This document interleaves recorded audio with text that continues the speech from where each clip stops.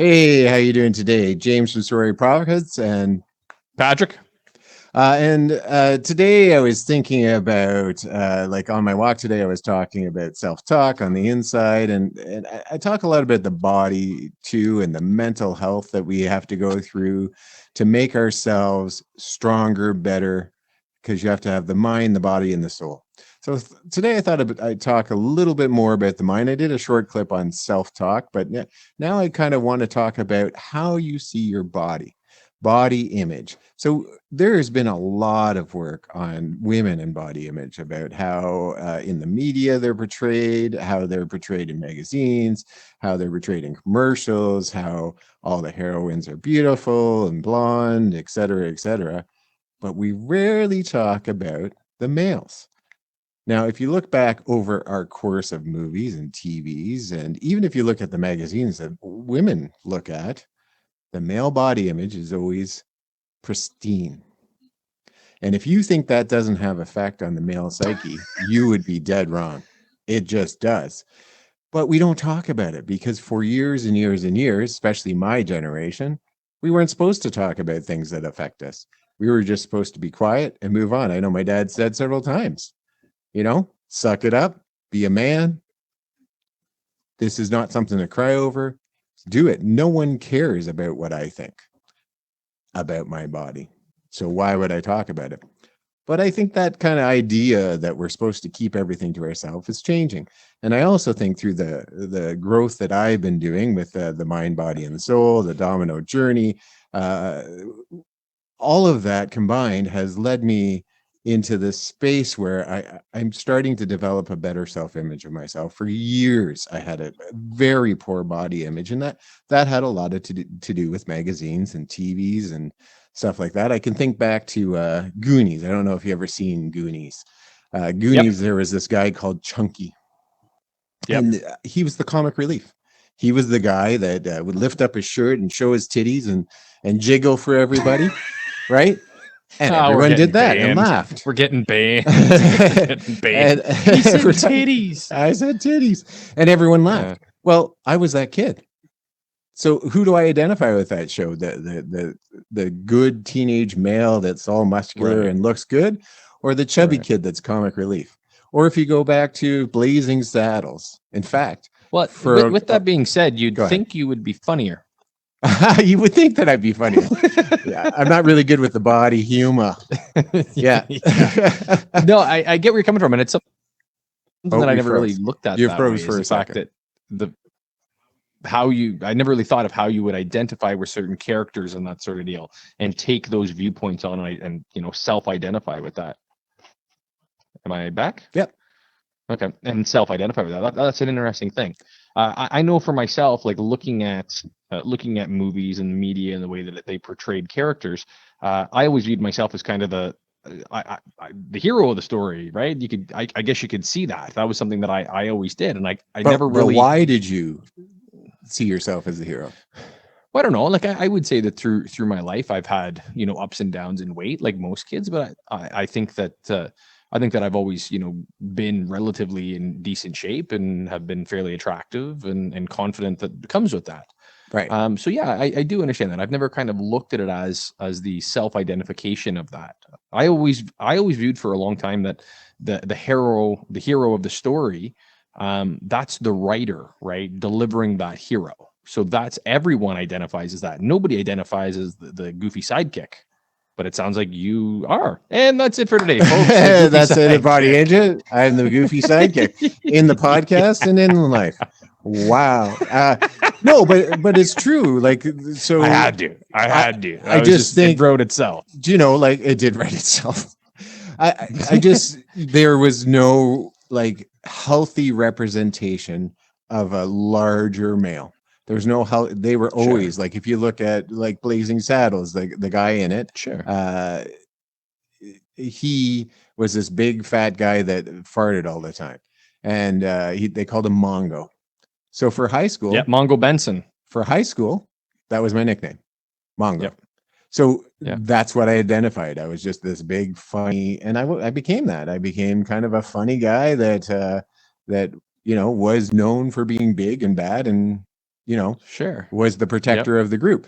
But if you So look at, you've done that. Like and again, I've known you both, large, yeah, robust, and as a, a physical specimen, just a physical specimen that you are now. oh, just wonderful. And your protection piece has always been there. Like as far as I've known you, you've always been that guy. Just the way Yeah. cell phones on silent.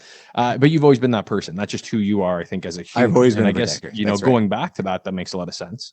Yeah. Um, I'm sorry you had to go through that. That's terrible. That's hard that you went through that and you self identified as that. That Yeah. probably wasn't something that you were So it was super an satisfied with. outer identification too, right? Because like Right. for you, people were telling you were handsome. The women were interested in you a lot. You were the football player, you were the hockey player, you were the guy, right? Whereas like I played ball, but I wasn't great at basketball. I played volleyball. I wasn't great at volleyball. I wasn't the first pick of any woman really, but I did have women interested in me for sure. Right. I had a For lot of sure. women interested in me, but Absolutely. Yeah. just for different reasons, right? My Sure. personality was what drew them in because I've always had a strong personality, not You such a have. great body. But so, but what I'm saying is that when the media portrays Yeah. uh, bigger males as a joke, then Sure. you tend to feel I that's get your that. place in life. But if you are good looking and you the confidence that you exude, and I think it has a strong nurturing in how you become who you are as you grow up. Like Right. it's hard to become John Wayne Right. when you're a fatter guy who can't get on a horse. Right? How do you pretend you're Yeah. John Wayne, or how do you pretend that you're James Bond Yeah. when he takes off his shirt and he's all If you like can't firm? fit in the Maserati. Yeah, You I get can't where you're fit in coming the from. Maserati, or you can't fit in Yeah. the suit. Yeah. It's just 100%. one of those things that you end up having a negative body image, but Okay. it's because it's from an outward source. And I think that is where I'd like to see things change. We still are doing it from outward source. We still are like, so the idea that women are using right now is that we need to change the way media portrays women. So they're saying Yep. commercials, they need to be chubby, we should celebrate the all body types and all stuff like that. For Well, sure. I struggle with that because that's still not solving any problems, I don't think. I think what we need to do is figure out how to develop strong body images internally. Like, how do we teach Right. our kids Well, to I have a think that strong you have a body lot of image? that in a number of topics, right? And we've talked about these things before, but you and I very similarly on this are about fortifying ourselves, Right. right? Is that instead of changing everybody else around the world, let's fortify ourselves and make ourselves more resilient to that. So whether that is, I don't, I've got the rock and the dad bod now, Yeah. right? I A think we little all bit. are. Yeah, dad bod. So it's one of those things that I don't need to have the six pack. I don't need to have that sort of thing because I'm okay with that. Right. There was a Right. time that if where I am in my physique right now, this would bother me. And it's Right. like, meh, I'm cool with it. But Right. that comes with fortifying myself and going, I'm 35 years old. I'm not 25 anymore. I don't have the time to do all the things that I probably should be and needing to be doing. But again, that goes to the fortification of myself as a person. That's right. That can't come from an external source. That Can't has to possibly. come, not all. Yeah. So the rest of it to me is media driven. And, I have a very rough time with the media and the way that they use marketing to infiltrate sociological concepts and Mhm. psychological concepts. And that's problematic. But it sounds like you agree with that we should That's not exactly do. what I'm saying. Like they actually do psychological studies on Right. what colors will best bring in a consumer, what Right. type of person best brings in a consumer, what words bring in a consumer, so that it's Right. almost like you're being dragged into it mentally, Right. like they're Yep. using your psychology against you. But that's the media. But I'm trying to take away the media. I'm trying to Totally. say we need to start developing in our children a self respect, a self think that is beyond that. Well, it's That, funny. So it's where I am right now is right. that I have a self image that cannot be crushed. It doesn't Right. matter what I watch, what I do, what people say to me. I don't have those voices in my head anymore. I traveled for a long time with like Not telling you to light fires or anything. not telling you to light fires, but No. no, like my dad used to call Kill me them garbage gut. all. And it came from a place of love. Like he was a very nice man, very nurturing and all that. But he called me Yeah. garbage gut. And it was because I ate a lot of junk. And Right. he'd be like, "Oh, eating again, garbage gut," because he was trying to get me to lose weight, right? He was trying to say, "Stop eating so much food," right? But that's not what I heard. I heard Right. that I was just a fat slob, like, Right. and so that voice played in my head for years and years and years until I analyzed what that voice was and decided, you know what? I can't give that rent in my head anymore. I got to let Right. that go. And so I've replaced that with the voices of, wow, you've come a long way. You've done a lot. You've lost 150 pounds and, Totally. And you're that's where doing I was well. laughing when I laughed there. Like Yeah. that to me, that is just so obtuse for you and how far you've come and that sort of thing. Right. And I'm trying to put myself back into that moment of like what that would have felt like as, your parents saying that to you. And that would have been like, oh, I get it. Don't need to hear it every day though, right? Not all the time, right? Yeah. Right. No, Yeah. it hurt a lot. Right. And then when I lost the weight, and I talk about, I've talked to you people out there about this all the time. I lost the Right. weight. I still looked in the mirror. I still thought I was like 356 pounds. Yeah. Like that's all I ever saw. I kept on seeing my flaws. I never saw any of the beauty that everyone else was saying. Like people Right. started getting concerned. You as well were like, you might want to start losing a little weight here because you're wasting away. And I We think I thought have you had a cancer. I Yeah, thought I it was had a little cancer, concerning there for a while. but Yeah. but it was because my mental game was wrong. It was Right. just all I could see was the ugly fat Right. that everyone had told me, but the voices in my head. So I had to Right. change that and get a body image from the inside out. And that's exactly what you're Right. saying. That's something that you've built. That's something that like Sure. right now. You Yeah. just said the same thing. I have a strong body image, so I can handle the fact that, like when he says that he has a dad bod, not so much, but he's just maybe a little bit more heavy than he wants to be. But I when appreciate you you. have I that appreciate you inner are my spirit animal here. Yeah. when you have that inner mental game, Yeah. nothing can crush you. And that's basically what I was trying to say, that Right. this whole idea that we have to get away from the idea that media is going to drive us in a direction. We Yeah. need to get into the idea of teaching our kids that no matter what, you're special, no Well, matter what, your body is where it should be, you right. know? Well, it's funny. It's funny that we brought this up as a topic. So about a year ago, well, I guess it was, no, it was 2 years. It would just be before COVID hit.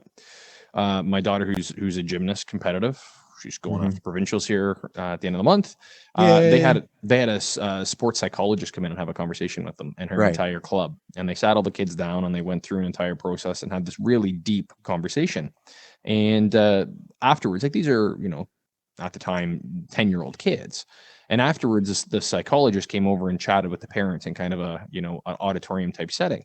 And whoa, what? Oh, that's fun. That's what she said. So this sports psychologist, she's dealt with some fantastic teams, professional Yeah. sports teams, and that.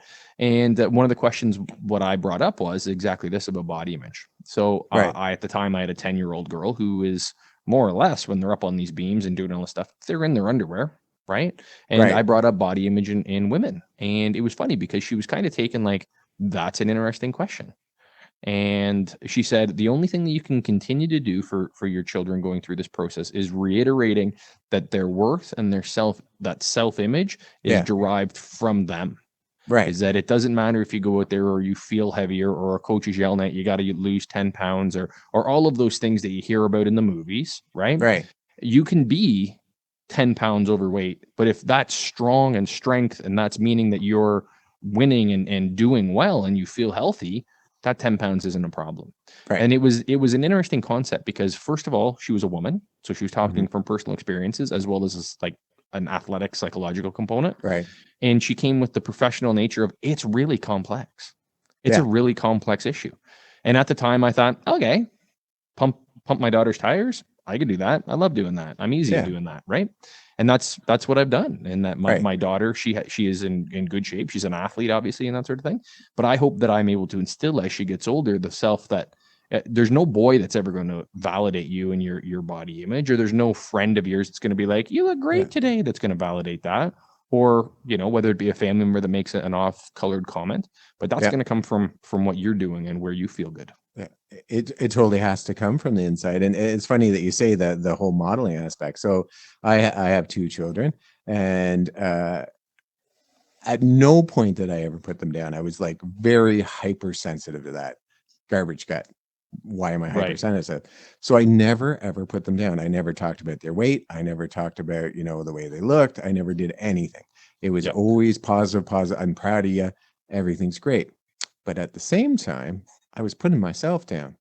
I was constantly putting myself down. Like, you don't want to be a fat man like me, or you don't want to. That's not a good example, but not that you don't want to be a fat man, but that I'm fat, or I probably Right. don't need another burger, or I was constantly putting myself down in front of them. And then my daughter and I had an interesting talk, and she said, I am worried about gaining weight because of the way you talked about yourself. That's interesting. I have this very big fear, and it affects me daily, because the way you talked about yourself, Dad, because now you modeled a low self-image. So then I absorbed a low self-image, and I thought, holy wow, parenting is tough, is what my first thought was, because who thought that was a thing? Yeah. But second, that we really do model what we want our children to become. If Right. you make poor choices in life, you're teaching your child to make poor choices. Right. If you have a low self-esteem, you're teaching your children to have a low self-esteem.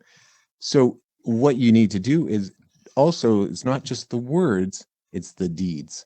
And that's what I discovered. And I thought it was a very interesting revelation. Now that my daughter's older, we can have these conversations, and they're beautiful conversations about her childhood, and where we've come from. But that was one of the things came out of it. And if I think about it, my mother had a very poor self-image, and I Sure. remember her modeling that. And Yeah. I wonder sometimes, wow, maybe that affected me more than I thought it did. Right. But anyway, that was just one of Well, that's the interesting. things as I'm going through this journey of mine.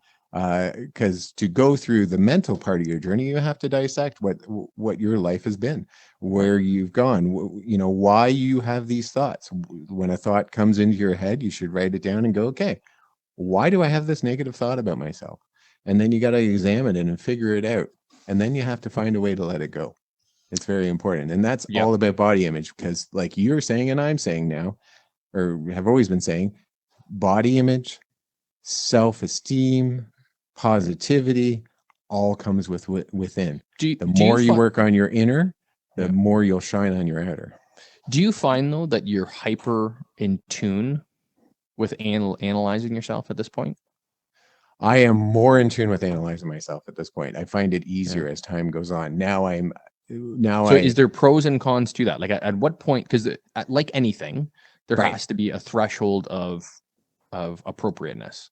Right. And at what point, and I'm not saying you're here, like obviously No, you've no. done amazing things, and you've done the right work, and Right. you've solved the problems that have been Yeah. right in front of you, and you Right. should be commended on what you've done. Oh, thank The you. issue is at what point is it better to go, okay, today I'm making a change. However, do I need to solve every problem that's ever popped up? This might be me throwing stuff out there. No, no, But you're not throwing stuff out there, because you're yeah, exactly right. When I lost all the weight, right, I kept losing weight right, because I was hypersensitive to the problem, and my mental game was saying that I was still fat, right? right. So I didn't know when to stop. So, but when do you now on my mental game, right, what the process by which you're doing is you're looking at each thing, and you're examining, how does it affect my life? sure, If it's not affecting your life negatively, nothing to do. You don't need to do anything about it. right, But if you're finding that it's you look in the mirror, and that voice in your head tells you have a big nose. And Uncle John used to, every time you saw him, went, there's big nose McGee, James, yep, whoever. Well, that's a voice in your head you have to deal with, because right. that's a poor self-image. But if So in that situation, that's something you yeah, can't fix. That's not, a weight loss situation. That's something that realistically it's going to cost you $25,000 for rhinoplasty. So well, no, it's not, because you can just mentally say, you that's know what I mean. So how do you other fortify people, yourself? like, I don't feel like I have a big nose. Like, this is something that someone else put on me. Like, it's Right. not something that anyone else had an issue with. Yeah. It's not something else, you know, that I ever had an issue Yeah. with. It's, I have an issue with it because uncle used to make fun of it and draw Right. my attention to it. But really, it's not a real thing. And you then and you I have have to had let that you go. and I have had conversations, and we've had many talks around. Do you feel comfortable, whether in business, whether at work, whether Right. in all these sorts of things, at telling someone to F off? And Right. I'm pretty good at it. You're very good at it. Right. So my whole concept is that when Uncle John says something like that, just my personality, I don't. Right. I don't, and maybe I do internalize it. I don't know, but I don't feel like I do. Like, I'm just like, huh. Right. And that's you Yeah. done. Like, I Yeah. don't internalize that. And I come back to it, you know, the quote, like a life, what is it? It was Socrates, I believe. A life not Lived. I'm trying to, no, it's like investigated. I'm trying to think of the exact quote. I come to it often. It's funny. I'm just having a brain You think fart right about now. it, and but Right. what's funny is what you're saying is that for me, if someone did something to me, I let it go. Right. But if you came after my kids or my wife or anyone I loved, Right. I was like you. Yeah. I was on them and said, no, that's not happening. Right. But for myself, I never defended myself till now. Yeah. Now, No, yeah, you're there's good not now. a thing you Yeah. could say to me that I wouldn't stand up for myself and say, Right. well, you need Yep. to slow your horses down. This is not okay. And with Sit that, down. we run a course that for $79 a month, we will train you to tell people to F off too. It's $79.95. 95. 95. Don't forget the 95. No, I think that's fantastic. And you yeah. know, all of that work and all that sort of thing, it puts you in a position now where I think that probably this whole scenario that we're building and working on, you wouldn't have done this 5 years ago. Oh, I definitely wouldn't have done it 5 years ago, because I wouldn't have had the personal strength.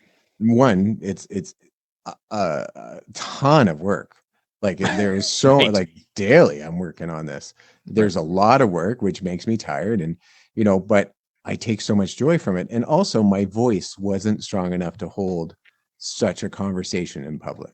Right. I would be constantly analyzing what I'm saying, Yep. worried about what people would think about what I was saying. Right. But now I don't care. Well, and if you don't like what I'm saying, don't listen. If you Right. do like what I'm saying, then, you know, comment, subscribe. Well, this is a great thing. And even just throwing back to you before we leave, before like scribing thing, is that we had a meeting today with people at work, and kind of one of a high ranking individual, very vested individual into what we do. And you handled yourself immensely well, and you explained exactly what we do on a daily basis and why we do it. And then there was a moment when you left and you asked me, and it kind of goes back to this. You're like, how'd you think I did? Did I, there was something, the line was like, did I do well or something like that? It was, did I overstep? Was it that what it was? Okay. It was, did I overstep? It wasn't so much of did I do well, it was did I overstep, because I kind of, for a period of the meeting, because this is in my wheelhouse, I took over the meeting. Right. And it was from, we were talking to kind of a superior of ours, and I was kind of out talking her. Right. So I wasn't sure if I was overstepping. Gotcha. Okay. So it was a different kind of No, that's feedback thing. as opposed to if you were asking for how I did. No, for sure. I get that. No, I wasn't worried about my words because I knew they were correct. It was more about, did I overstep my authority? Right. But I don't think I did. You killed it. You always did. Yeah, for sure. Yeah. Yep. No, but I thought you're right.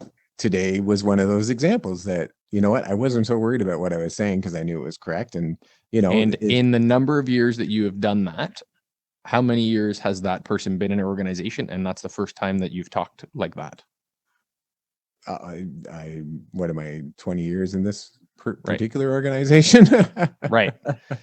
So would you say that that's a sign of growth that you, that is a huge sign of growth. You're absolutely right. I found my voice. I'm willing to use my voice, and I would be frozen by analyzing what I was going to say.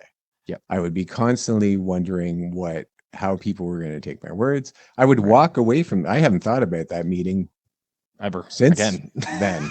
Right. Yeah. But I'm telling you right now, 6 years ago, 7 years ago, I would have had that meeting, and then all night it would have rolled through my head. I would have taken it apart. I would have seen how people reacted. I would have thought, oh no, maybe I need to apologize. And in some cases I have apologized, and they're like, what are you talking about? For what? Yeah. For what? Yeah. What are you Overanalyzing. You know, because I didn't feel my words always had power. Or There's an old saying in policing, and it's FIDO, and it's F for fuck it, drive on, right? And there's just certain like spur of the moment decisions that need to be made. And that's where I think, I come with the F off. I come up with a little bit of a chip on my shoulder sometimes.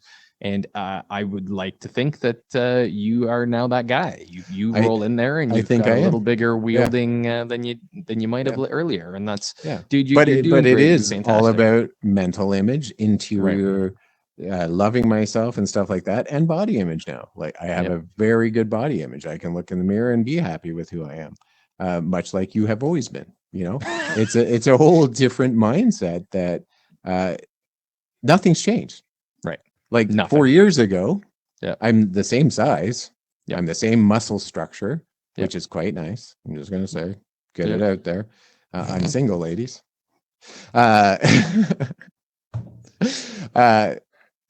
Same muscle structure and everything. So the only thing that's changed is my mental, and that's because I've been working on it. And that's something you really need to do if you want to lose weight and keep weight off.